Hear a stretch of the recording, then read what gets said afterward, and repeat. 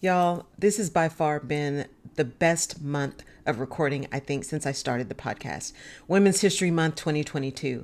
And why? Because I got to spend this month with the women that truly are part of my inner circle, my village. And not only did I get to share this month with them, but I got to share them with you. And these women are by far some of the most amazing humans you will ever meet. From the women I grew up with in Odessa, that we've literally known each other since our mothers were pregnant, to my corporate posse that you just saw last week, and my Fierce Five and my sister circle. These women who continually support and uplift and hold accountable, but also let you know that you are worthy. People who celebrate your successes, people who actually help you understand that it's okay to win and to be amazing because you're amazing just because you exist. And it is what we all need. So I encourage you to find your village, to find the women that are in your circle during this Women's History Month. So for this last week, what we're going to do is do a mashup. My amazing Jenny, my producer, is going to do a mashup of all the most incredible moments from these 4 podcasts.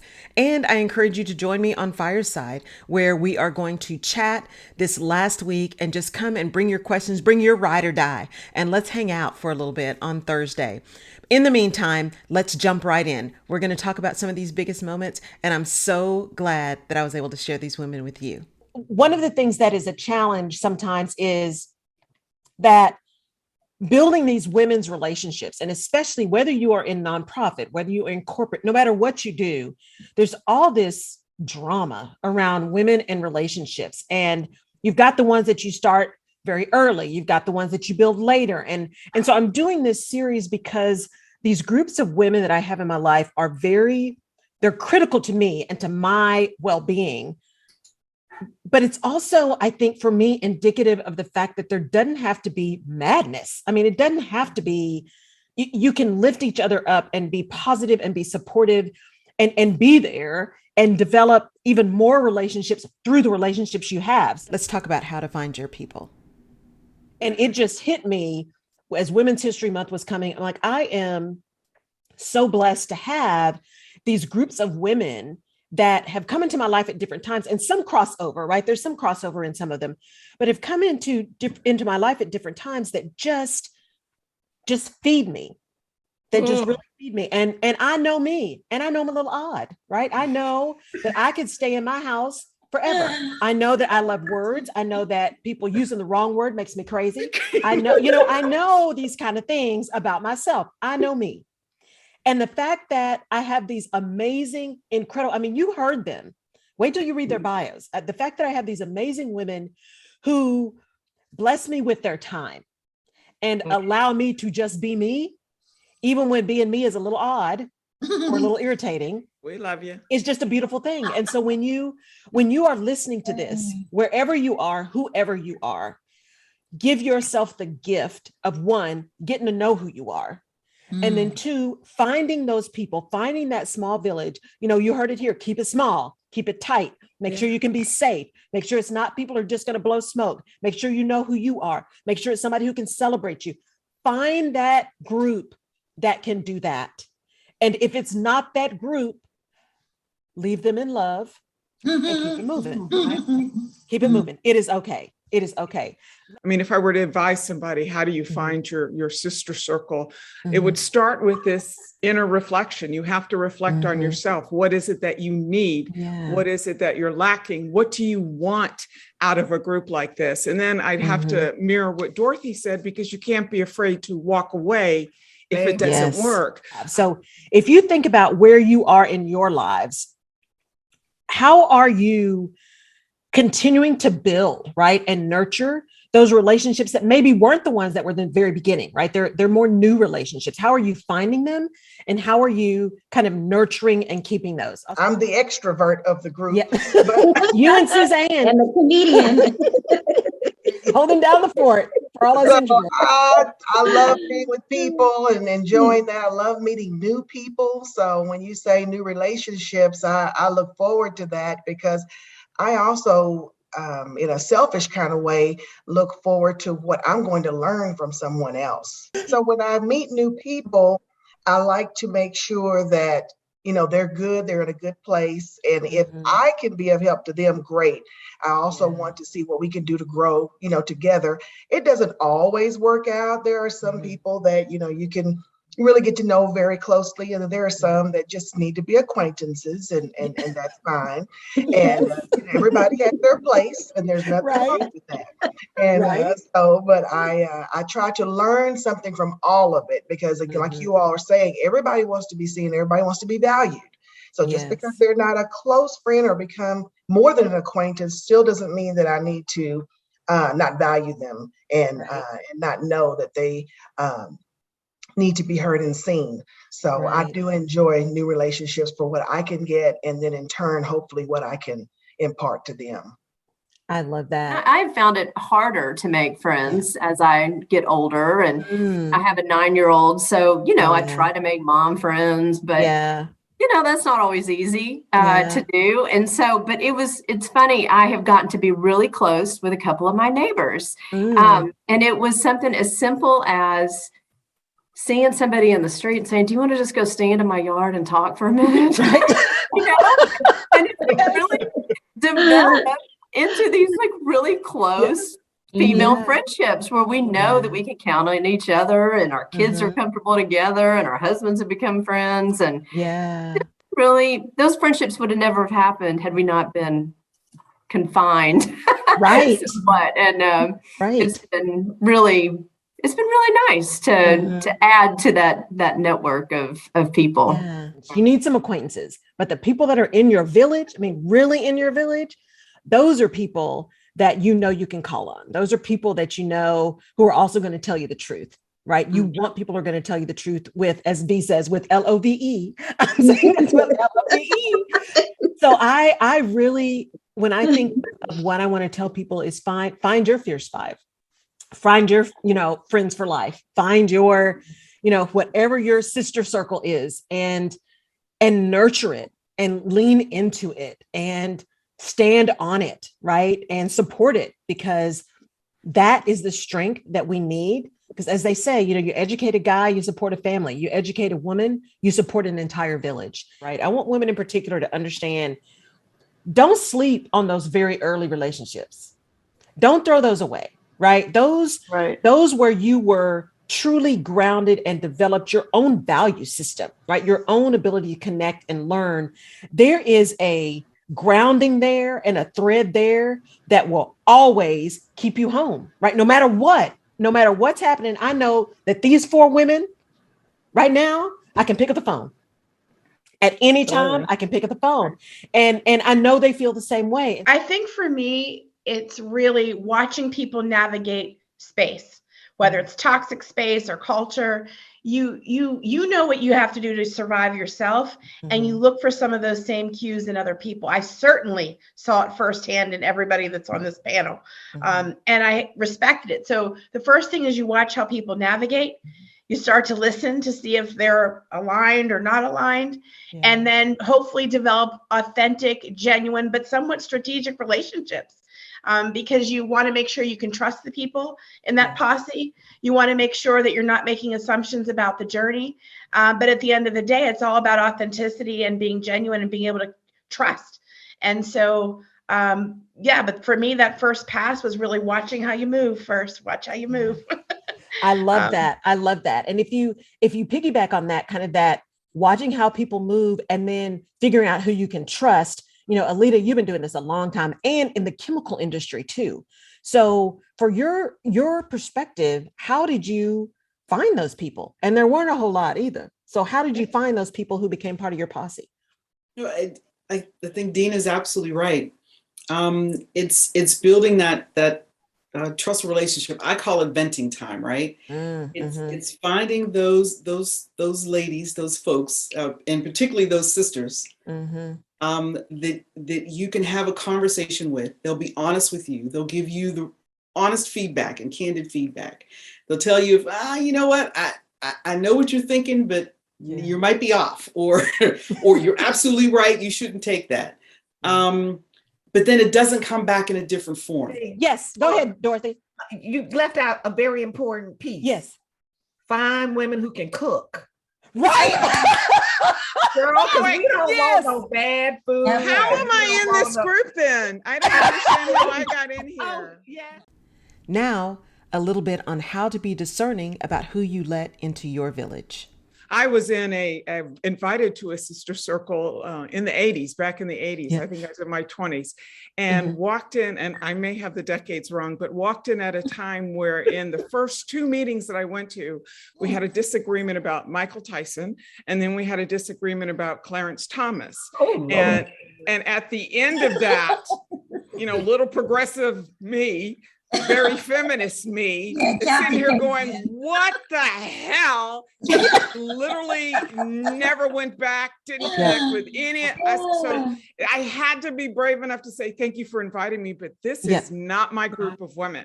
And let's just be clear, you will never use those two names in a sentence again. I know, but I literally had to run away and just sort of divorce myself from that entire group of women, because I realized that was going to bring me to a point where I was just boiling hot every time I met with them. And I did not feel like I could speak freely. I did not feel like I was in a safe space.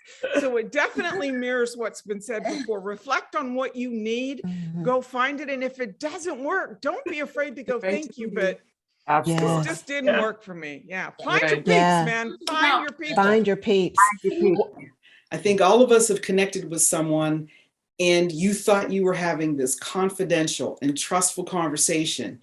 And then 2 days later, it comes back at you from somebody else that had nothing to do with the conversation. And I can say, and that's why we're still all very close, that if I talked to any of you, I knew you would be supportive, right? You would listen. You would be engaged. I could vent, trust. I could say the craziest things to any of you guys. Right. But then you'll also give me honest feedback. You'll keep it real with me. And I appreciate that. I think that's what you need in corporate America. You have to find those folks that, and I would say it's not that we all agree on everything, on every point, but we respect each other enough to listen and to appreciate, and just have your back. I guess that's the best way to put it, right? Just have your back, right? Is this somebody that, I can see myself working with side by side? Am I gonna walk through fire? Right. Or this person go to the battlefield, would they have my back, whether I'm there or not? What can I trust them, whether I'm in the room or not? What's the conversation gonna go like? It's something that's in your gut. So for those of you who are early in your career, they're just trying to figure this out, really be still and pay attention, right? As I always say, people will listen to what you say, but they will believe what you do. You need to watch how people move. Like you've heard these three ladies say, watch how people move, not just what they say, what are they doing, right? Who's going to make sure you're okay? Who's going to tell you when you screwed up and you need to do something different? Because, you know what? You really were wrong. Yeah. Right. And who's going to say, no, it is because you're a Black woman and you need to speak up and you need to do this, this, and this. Yes. I think that's what's important. And sharing that then as you progress through your career with the folks that are coming after you, I think is also pretty important. Everyone who dumps on you isn't your enemy. And everyone who lifts you up and shakes you off isn't your friend. So you have to be discerning. You have to be so discerning. Let's talk about safe spaces. You can't be vulnerable if you don't feel safe. So Laurel and I know someone that would always say, you only cry in front of people where you feel safe and seen. And so if you think about it, tear ducts almost won't work if you don't feel like you can cry in front of someone. And so it's like our tear ducts have feelings, like they know it's safe to express that. And I think it takes a level of maturity, safety, knowing yourself. That to me is what friendship is, what love is, what support is, what kindness and compassion is, right? It's really about being able to make those connections deeper and know that you got someone else that you can call, right? Someone you can text, someone you can reach out to, and you know that it is a safe space. It's a space of no judgment, right? It's a space where you can just be.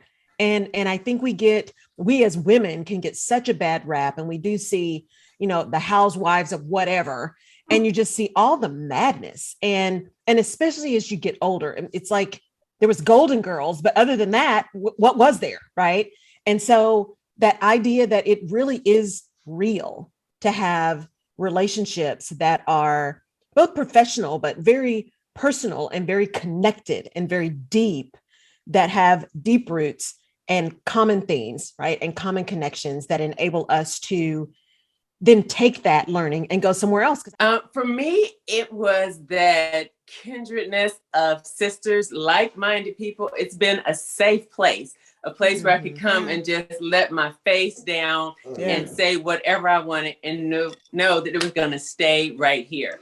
And then there's a time when you don't even say anything, but it's like that warm feeling that you only get with special friends. I am so uplifted and emboldened, and just my heart and my spirit just soars when I see all of you and when I talk to you, because not only is there intellectual challenge, because y'all know I get irritated. So it's that intellectual challenge that I love, but there's also just an ability to laugh and be silly and let go and be real and be vulnerable. That is what makes you a boss. You're not a boss because you're perfect. You're a boss because you're real. It seems like an easy answer to say, be transparent and be vulnerable. That sounds easy, but you can't be transparent. You can't be vulnerable if you don't feel safe. And to a person, you guys have always been so supportive, and you show up and you do things. And that is not something you can buy. It's really important to celebrate. So now let's talk about how we celebrate each other. It's so rare that brown women lift each other up and celebrate each other's success, which is unfortunate, but it's fact. And so every time I would talk about this group, and every time I have talked about the group, there's so much pride associated with it, because there's no competition, there's no envy, there's no jealousy. It is full support. We may not have been able to see one another on a regular, consistent basis due to COVID, but we've always been on a text chain. We've always celebrate Joy's kids, Cheryl's successes, Dorothy's move.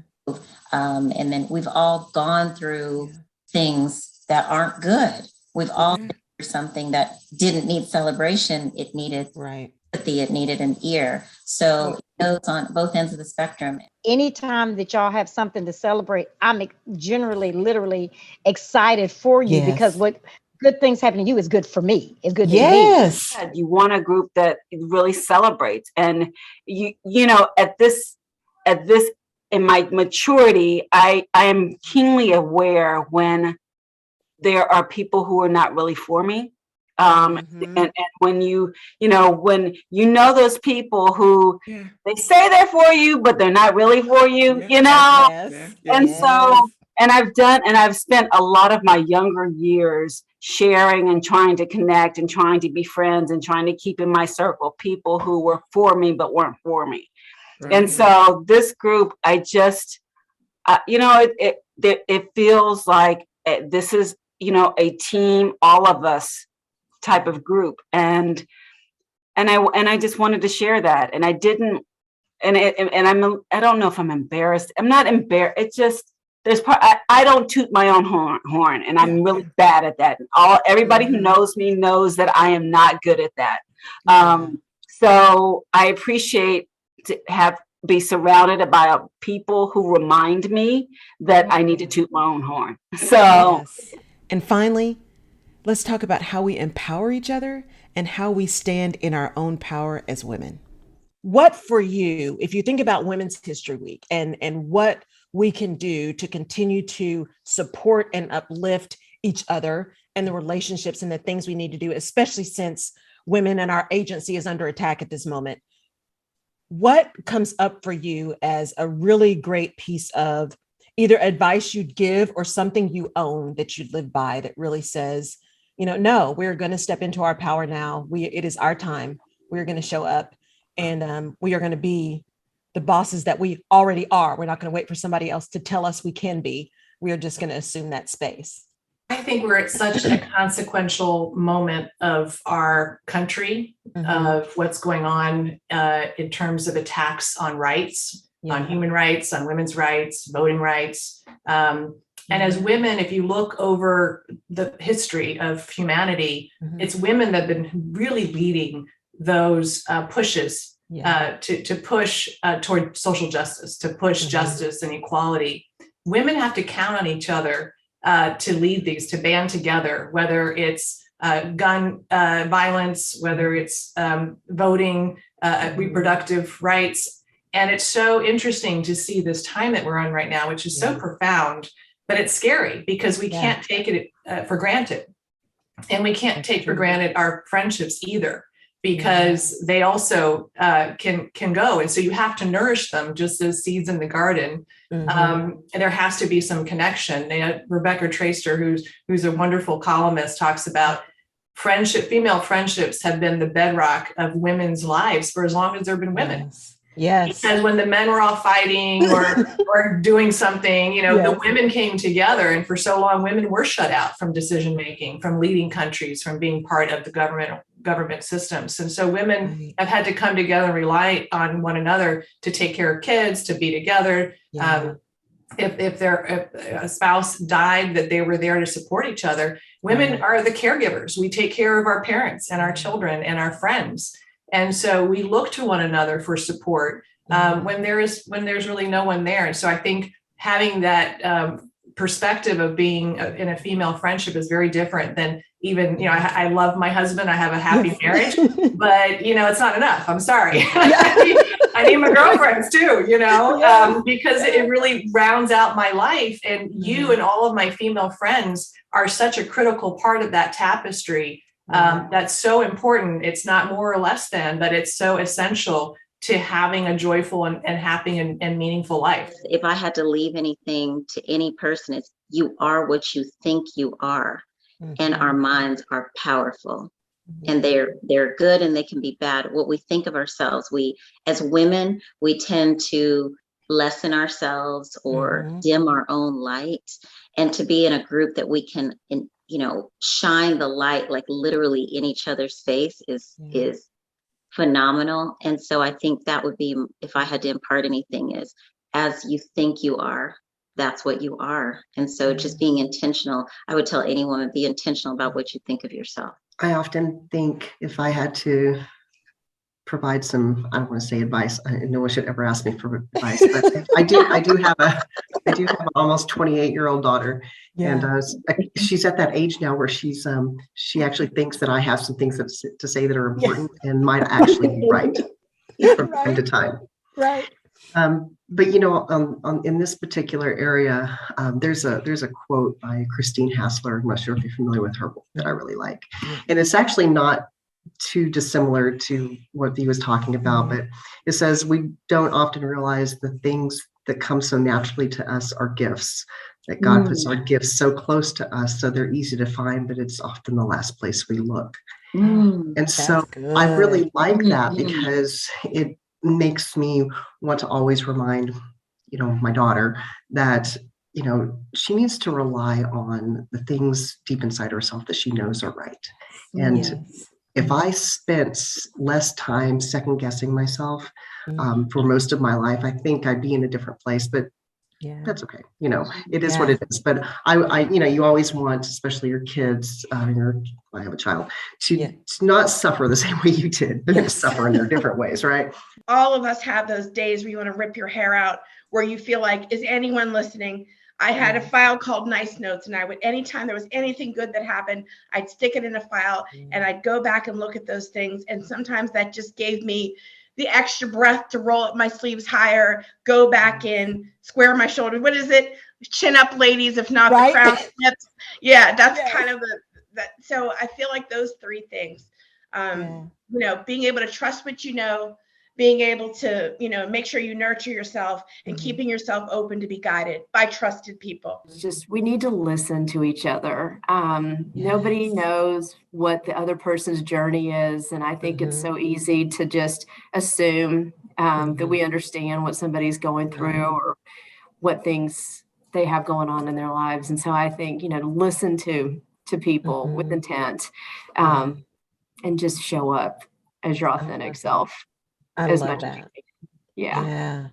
Intention is so important. Well, I think what resonates with me is what we are doing here is what we need to do for women. I mean, the way we are connecting, the way that we are being real. I sit here and I'm thinking about, I wish my 20-year-old self have a little bird's eye view of what I'm seeing here. And this is what being a woman should be. We should see each other and check on each other. Yes. We should really, really make sure we are okay, because we are so good at just saying, oh, I'm fine.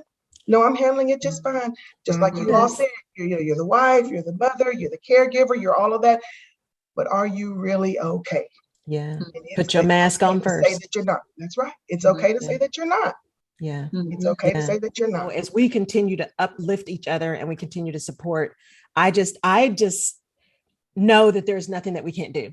I just know that. So I am just so thankful that all of you agreed to do this, because I was like, guess what I'm doing? So I am so glad that you all agreed to do this. This has been absolutely fantastic. And I am just so honored and so blessed to have all of you in my life. Well, I hope you have had an amazing Women's History Month. And I really do hope that these conversations and the insights from these incredible women have given you the courage to go find and build your village. Or if you've already got a village, to really go hang out and have some fun and create those safe spaces. There is nothing more powerful than having incredible women in your space, to have incredible women who continue to lift you up and support you and build you up and see things in you that you can't see in yourself, and that you can do the same for them. It's about support. It's about relationship. It's about power and empowering. Thank you, as always, for listening to the Rutledge Perspective podcast. I am so appreciative and so thankful that you join me and that you support. As always, please DM me, send me a note. Let me know if there's something specific you'd like me to talk about, and we'll definitely get it in. I will see you next week on the Rutledge Perspective podcast, and definitely look forward to also having you join me on Fireside for live conversations. That happens every Thursday at 7 p.m. Central Standard Time on the Fireside app. And if you need access, go to firesidechat.com/Laurel Rutledge. I hope to see you soon. Take care.